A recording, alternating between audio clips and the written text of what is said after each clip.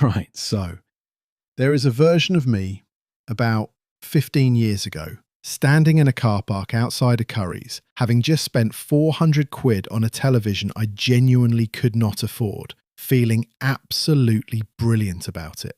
Like I had achieved something, like I had arrived.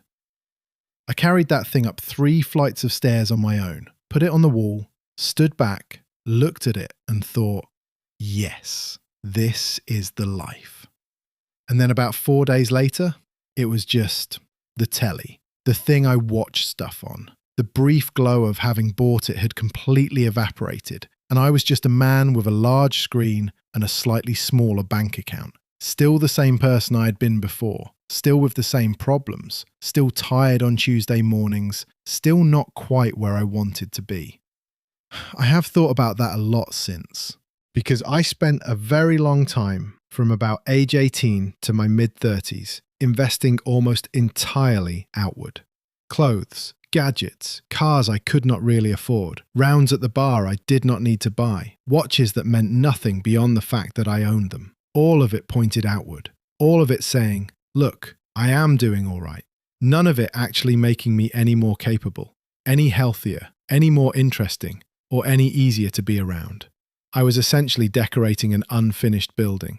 And the thing is, nobody tells you that at 22. Nobody pulls you aside and goes, listen, the return on that new jacket is basically zero. Nobody says, what you put into yourself this decade compounds. What you spend on appearances evaporates by Thursday. Nobody said any of that. And even if they had, I probably would not have listened. Which brings me to the actual thing here, which is not about being sensible with money, although that is part of it. It is more about where you put your energy and attention and what that choice quietly costs you over time. There is a version of investing in yourself that gets dressed up in a lot of noise online. Expensive courses, premium masterclasses from people with very good lighting and a lot of conviction about passive income. I am not talking about any of that. I mean the genuinely boring stuff, the actual foundations, the things that make your ordinary life work better and make you quietly and without announcement a more capable and grounded person. Start with the body, because people always want to skip over this one and get to the interesting stuff. And I understand that impulse, but I have been that person and I regret it. I spent years treating my body as more or less irrelevant, as the thing that carried my head around, as something to be fed badly and rested inadequately. And I did not really notice the cost until the cost had been accumulating for a decade. I remember being in my early 30s, sitting on the stairs after putting the boys to bed, just completely done. Not in a dramatic way, just that specific, low-level, constant tiredness where you cannot quite remember what energy feels like. Where you get to Friday and you have not done anything especially difficult, but you are still running on fumes. That was not stress. That was just what I had built. The food was poor. The sleep was treated like an inconvenience. The exercise was a gym membership used 3 times before quietly becoming a direct debit I refused to look at on the bank statement. And here is the honest thing about all of that. Your body is the machine that everything else runs on. Your work, your patience with your kids, your ability to think clearly under pressure, your mood at 6 in the evening when everyone needs something from you at once. All of that is filtered through how you are physically. A better body does not fix your life, but it makes every other part of your life marginally easier. And marginally easier across every single thing compounds into something quite significant. I started running 3 years ago. Nothing impressive. A couple of times a week, 25 minutes.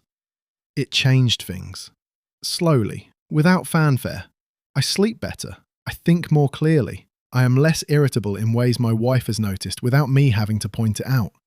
None of that came from a product. It came from doing a thing, repeatedly, for long enough that it stuck. Which leads into the other part of this. Skills. Not skills as in qualifications, not collecting certificates like trophies. I mean the genuinely useful things. The things that make you more capable of handling life. How to fix something with your hands. How to have a difficult conversation without turning it into a disaster. How to manage money without feeling faintly sick every time you check your balance. How to actually listen to someone rather than just waiting for your turn to talk. I learned almost all of this late, embarrassingly late in some cases. I did not learn to cook properly until I was 37. Not properly. I mean, I could do pasta. I could grill a chicken breast. I was existing, not cooking.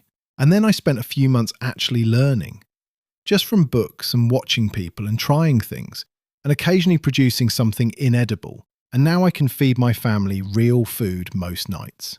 That sounds minor. It is not minor. It saves money, it is better for everyone, and I no longer stand in the kitchen at 7 in the evening staring blankly into the fridge like a man who has given up.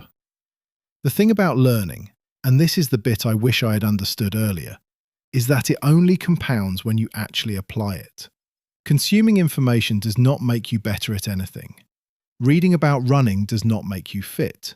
Watching someone explain negotiation does not make you better at conversations. At some point, you have to put the book down and do the slightly uncomfortable thing of actually trying. Which, obviously, nobody enjoys. But that is the gap between knowing and actually having the capability. And it is a gap you have to cross in the real world, not in your head. And then there are relationships, which I used to think of as something that happened to you, rather than something you had to actively and consistently maintain. I was the kind of person who would get busy, genuinely busy, and gradually let friendships atrophy without noticing. Not dramatically, nobody fell out.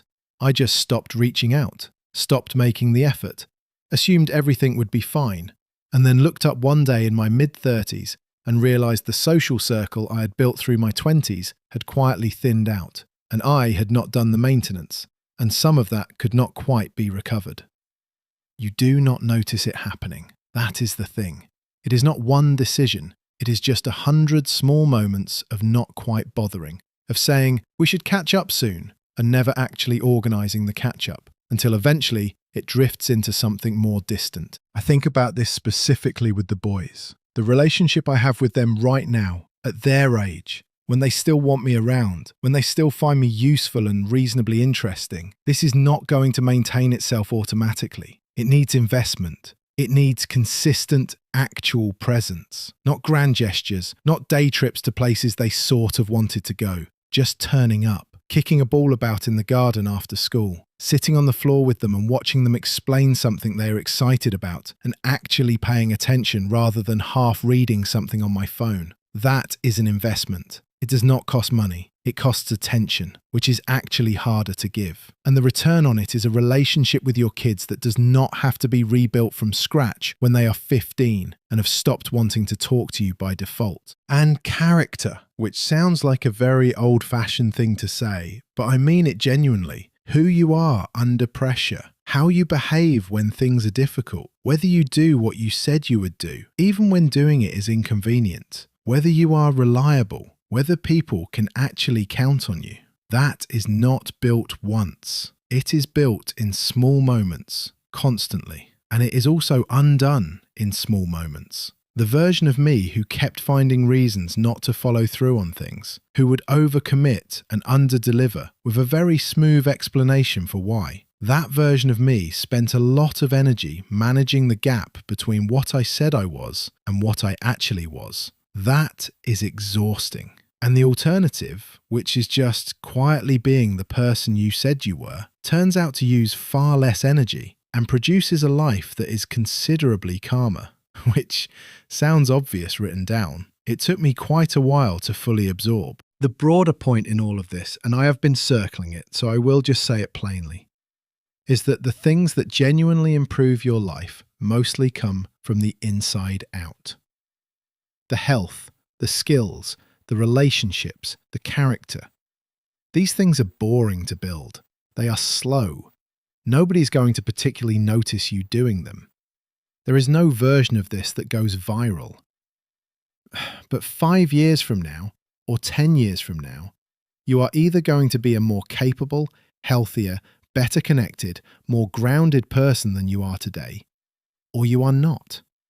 And the difference between those two outcomes is mostly in what you chose to put your time and energy into during the ordinary, unremarkable weeks in between. The telly on the wall is just the telly. Nobody is still impressed by it. If any of this landed, I would genuinely appreciate you subscribing. It helps more than you might think, and I will keep making these for as long as they seem useful. I keep making them because I have 2 boys who are going to be in their 20s before I finish blinking, and I want to leave them something worth reading, or watching, or whatever it is we're calling this. Start with the body. Learn the actual skills. Show up for the people who matter. Do what you said you would. That is most of it, really.